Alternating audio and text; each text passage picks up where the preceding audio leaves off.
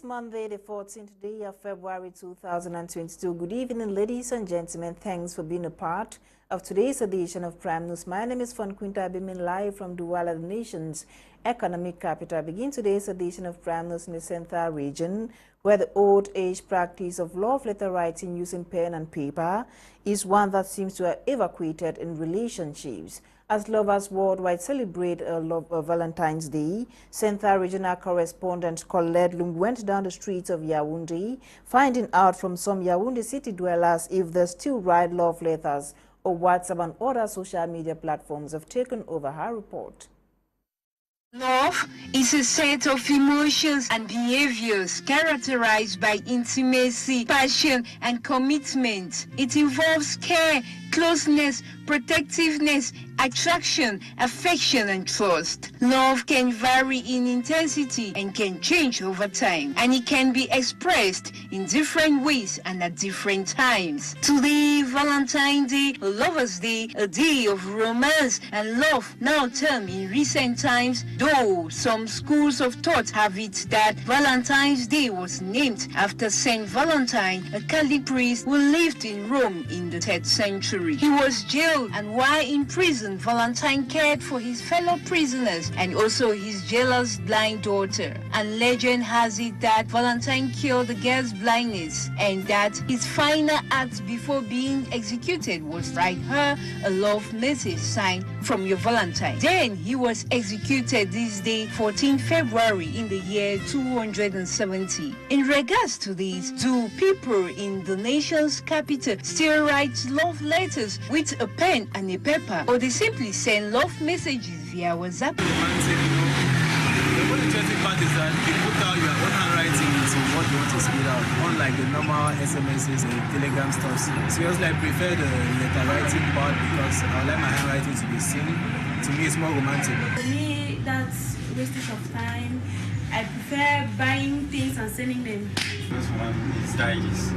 Nowadays, many people always like something to buy for their lovers. Anyways, there are some that they, like distant love, they always still write it. So it depends the way the love is. I would love that letter writing, because letter writing, after some time you can still sit and view over the letter, remind yourself of the past time. When you compare WhatsApp and letter writing, you discover that people are now forgetting even how to spell, because when you use phones, you use simple abbreviation, but when you put writing, you think that you cannot forget how to write, and it always keep you reminding you of all the detailed words. Should love expression in all forms be special on a day of this magnitude? I believe that it is good to love your partner every day. Therefore, love should be expressed every day as long as we breathe. Away from Valentine's Day celebration, an alleged military raid in Tunga Village in Babanki, northwest region of Cameroon, has left at least one person dead and others injured as they attempted to flee. The men dressed in military attire are said to have stormed the village in search of suspected separatist fighters, as Nora Kakibi tells us. At least one life has been lost in an alleged military raid in Tunga Village, located in Babanki in the northwest region of Cameroon. According to the people of Tunga, some houses and other properties belonging to villagers were set on fire during the raid, as the alleged uniformed men said they were looking for Ambazonia separatist fighters from the village. The local population have outrightly condemned the attacks by the alleged military men and have equally criticized the separatists for not being present while the soldiers were wreaking havoc and committing atrocities in the village. It should be noted that for over 5 years now in the country, the restive regions have been a fertile ground for wanton attacks, sometimes by the separatists and at other times by the military, who desperately go in search of the separatist fighters. Lives have been lost, many families have been torn apart and divided due to the socio-political instability rocking the two English-speaking regions. Cameroonians, especially those living in the restive regions, wish for nothing more than an end to the crisis, which has plunged them into misery, hardship and despair for over 5 years now.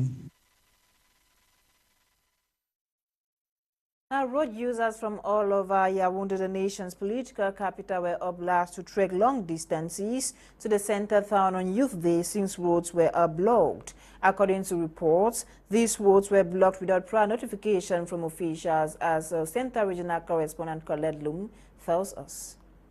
The phenomenon of road blockage during official events in the nation's capital is a cause for concern. A glaring example is the Youth Day celebration that took place over the weekend, with road from Sam blocked right to the 20th May Boulevard, blocked from a source direction, the cathedral, flying up to Mvogbi and towards the museum. Pedestrians were spotted on all aforementioned roads directions on foot, while many could not meet up with their appointment. Taxis and private cars were all stopped, and only officials' cars could be spotted plying these roads with an ambulance. The $1 million question is, why block roads from such a long distance, and that early at 8 a.m., for example, for an event that was slated to commence at 10 a.m., and at the same time, no message via the media to inform the population of such a change. It should be recalled, during the AFCON matches, especially days Cameroon was playing in all stadia in the nation's capital, movements were equally perturbed, even at night from all directions, with pedestrians taken unaware, kids and parents spotted stranded. City dwellers are therefore optimistic such a situation will be ameliorated in upcoming official events.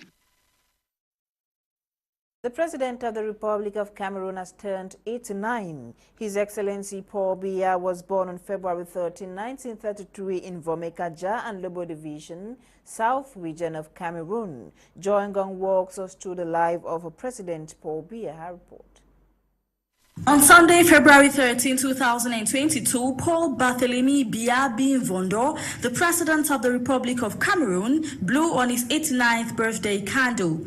The President was born on the 13th of February 1933 in Vomeka. It is a village located in the Jah Elobo division of the South region of Cameroon. He has been President of this country since November 6, 1982. But before his post at Etudi, wherein lies the Unity Palace of Cameroon, Paul Biya had quickly risen through several ranks in the government of Amadou Ahidjo in the 1960s, serving as chargé de mission to the presidency from 1962 to 1965. He was Chief of Staff and Secretary General at the Ministry of Education, Youth and Culture from 1965 to 1967, Director of Civil Cabinet from 1967 to 1968, Minister Secretary General as the presidency from 1968 to 1975. Then Prime Minister of Cameroon from 1975 to 1982. He succeeded Ahidjo as head of state following the latter's surprise resignation in 1982 and consolidated his power after a coup attempt by the Presidential Guard in 1983. Paul Biya in the 1980s introduced political reforms and accelerated the return to a multi-party system in the early 1990s. He won the 1992 presidential election with 40% of the vote and was re-elected by an absolute majority in 1997, 2004, 2011, and 2018. Paul Biya is the second longest ruling president in Africa, the oldest head of state in Africa, and the longest ruling non-royal leader in the world. Joy Gang reports in there. Now let's revisit activities marking the 56th edition of the National Youth Day in Buea, southwest region of the country. Relive the moment with Catherine Ekongwe.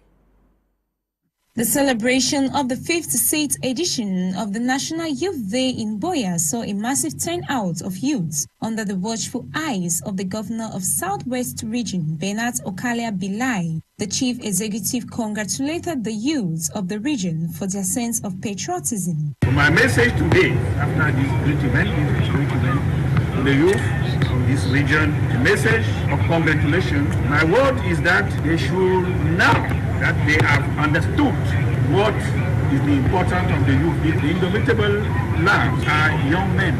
I was told that Clement was school here at the Lycée Bokwango. So the youth should seize the importance of this event and realize that they too, in their various domains, can become like Fon Quinter, can be like Francis Ganu, the head of state, cited yesterday in his address.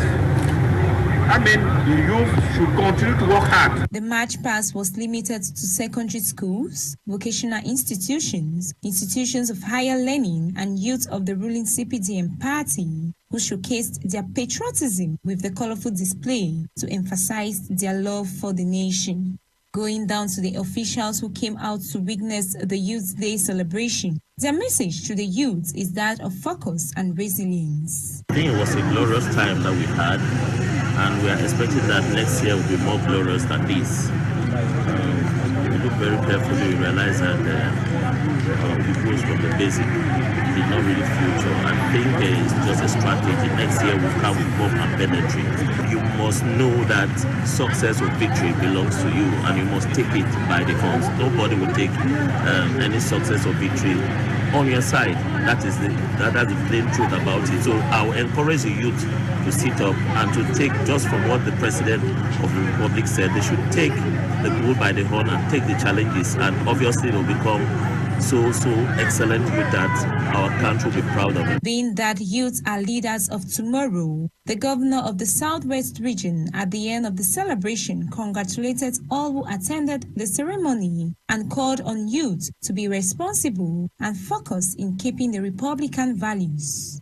The 56th edition of the National Youth Day is celebrated under the theme Youth and Voluntary Participation in Major Challenges of Cameroon. Now, most youths in Cameroon have lost track of their cultural values, irrespective of the notion that if you do not know where you are coming from, you won't know where you are going to. In the light of Youth Day celebration, Center regional correspondent Colette Lum spoke with a cultural anthropologist and Professor who dwells on a pertinent issue. Her report.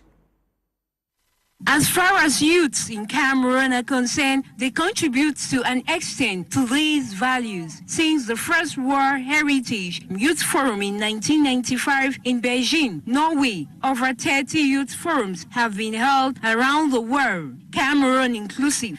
Since 2008, more than 14 new World Heritage volunteer projects have been launched. Thus, going by report, this has greatly contributed to the promotion of cultural values by the youth. Sing songs in local languages. They are going back to reclaiming some of their totems from their clans, and they are now putting in some of the motifs of African cultures into their into fabric for fashion, and they are wanting now to find where African foods are, and they're doing it in their own ways.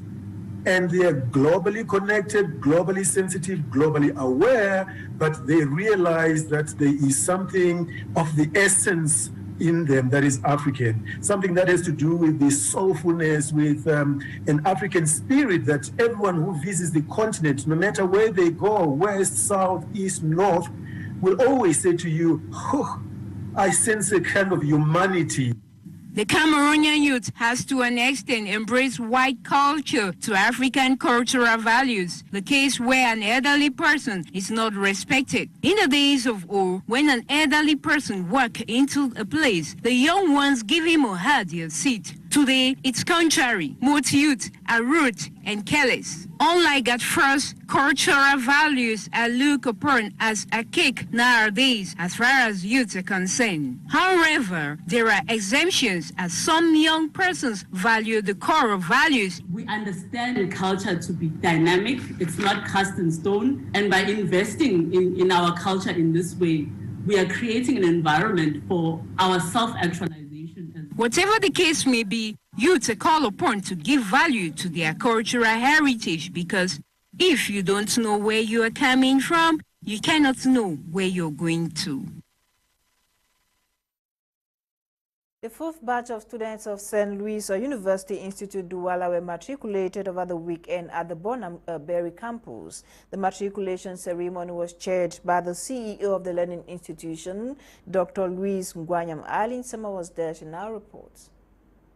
The Matriculation Ceremony of the 2021-2022 academic year of St. Louis University Institute, Douala, began with church service, during which the officiating priest challenged the students who make up the fourth batch of the higher learning institution to be humble, disciplined, and carry on with their studies assiduously to become job creators and not job seekers. It is worth mentioning that St. Louis University Institute, Douala, with two campuses at Bonaberry and Bonamusadi, prides itself in providing quality education for youth in Cameroon and across Africa, training students in the fields of health sciences, agriculture, production technology, ICT, among others, while partnering with other medical institutions around the world. They're starting their career in the sense that they're still in training, right?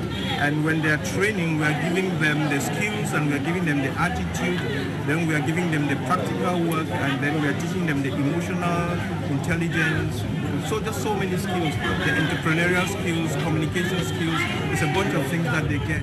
But the bottom line is we are trying to come up with a new type of Cameroonian, not the old type of Cameroonian, because up until now we have the old type of Cameroonian. We are coming up with a new breed of Cameroonians who will be able to take this country to that thing called 2035 that the president wants. Because this breed of students that we are training, they have a completely different mindset and they have problem-solving skills, and we insist on them having a good character. Having the right attitude is the key to anything. Respecting other people is the key to anything. Having value for truth and loving others is the key to everything. Taking the oath to become full-fledged students of the Higher Institute of Learning, the students pledged discipline, attitude, and professionalism, the motto of the school. I promise to obey. I promise to obey the rules and regulations. The rules and regulations guiding the conduct and discipline. Guiding the conduct and discipline of the institution. Of the institution and profession. And profession. According to these level 100 students at the School of Agriculture Production Technology, he believes that being a student at St. Louis University Institute will give him the opportunity to meet his dreams of being a job creator. What prompted me to come to University, St. Louis University of Agriculture? Actually, I was in a state of confusion when I failed my concours, and I never knew where to go. I was lost, but I really loved agriculture and I really wanted to do agriculture. When I wrote the national concours and I failed.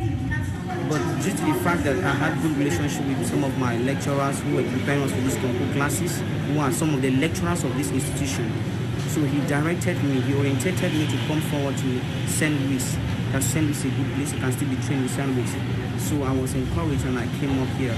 Thus, 2 or 3 years, St. Louis University Institute Douala will give birth to over 6,000 job creators ready for the highly competitive job market across the world. To religious news, Christian youth of the Presbyterian Church in Cameroon have celebrated the Children and Youth Sunday. At PC in Double here in Douala, activities to mark the day included leadership and self-empowerment through the gospel of Jesus Christ, the Lingande, with details.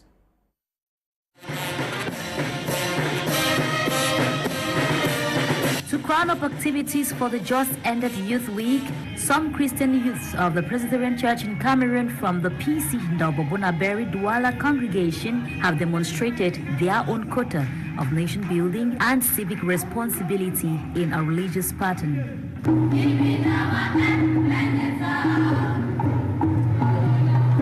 Reverend Arthur Frederick, parish pastor, PC Ndobo, now highlights the reason why the day has been reserved to honor the youth by the church. We celebrated Children and Youth Sunday, which is an arrangement of the Presbyterian Church in Cameroon to empower the youth, because we do not see the youth only as the church of tomorrow, they are part of the church of today.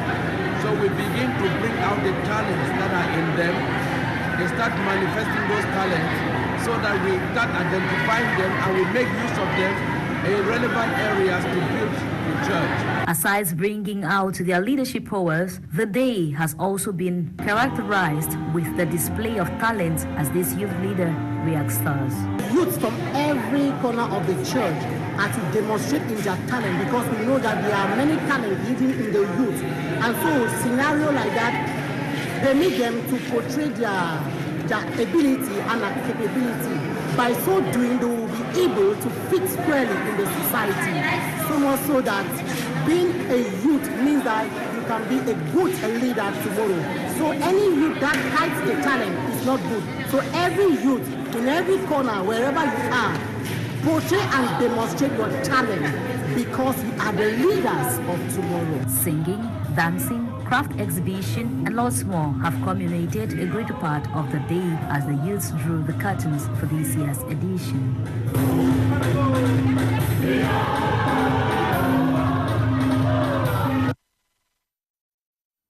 On to health, Bokenga Wadi focuses on mental illness. In the following report, she cited different forms, causes, as well as recommended ways to prevent it. Her report. Mental health is the physical, emotional, psychological, and social well-being of a person, characterized by one's thoughts, feelings, as well as behavior. Some conditions such as stress, depression, anxiety, psychological disorder, and many more can alter one's mental health and well-being. As people say, they mistakenly touched somebody's buttocks or somebody's breast, and the person just goes all fighting and stuff like that, and you're like, it's a mistake, or you're like, it's not even enough to do this. No, it's a trigger. It's happened before, and they don't want it to happen again. Or probably somebody's a rape survivor, and that's how it started. All these things are triggers. According to the World Health Organization, mental health is more than the absence of a mental disorder and disability. Around the world, 1 in 5 children and adolescents live with a mental health condition, such as depression or anxiety. Children living in poverty or exposed to war, violence at home, or other difficult life situations are particularly vulnerable. It should be borne in mind that trauma, financial stress, poverty, biological factors, poor lifestyle choices like alcohol, smoking, lack of physical exercise, amongst others, can shape a person's mental health, as stated by Give It a Meaning Again founder Jacob Dennis. We have different symptoms. As a symptom, I might just isolate myself from people, just like how one of the causes of mental health is loneliness. People might have isolated me too much, or I might have been lonely as a result of stigma or discrimination about something that's happening in the community. Now you realize that all of these things now, the symptoms, now I start isolating myself from people. Globally, an estimated 792 million persons suffer from a form of mental disorder, including triggers such as alcohol, anxiety, and depression, which is the leading cause of suicide worldwide. Educating persons on mental health, spreading hope, love, and support for traumatized persons, maintaining a good work and social life balance, avoiding alcohol as well as quit smoking are some recommendations to help promote mental health. In what's making news on the African continent, our reporter Audrey Zadza visited Sudan, the Democratic Republic of Congo, and Tunisia. She brought back the following. Republican Guard combat troops in the Democratic Republic of Congo marched through the streets of the capital Kinshasa on Saturday following a failed coup and the arrest of the alleged perpetrators. Equipped with their combat equipment, nearly 5,000 men belonging to this elite FARDC unit, responsible for protecting the head of state and the country's institutions, deployed through the main streets of the city of Kinshasa. Presidential Security Advisor Francois Beya was arrested by forces from Congo's National Intelligence Agency on suspicion of undermining state security. Residents of the city reacted positively on Saturday to the marches, with one citizen saying the exercises should be done every weekend. No details have been released about Francois Beya's arrest, though he was believed to still be in National Intelligence Agency's custody. Felix Tshisekedi, the son of the late Congolese opposition political icon Etienne Tshisekedi, won the presidential election in December 2018 after the then President Joseph Kabila did not run for a term.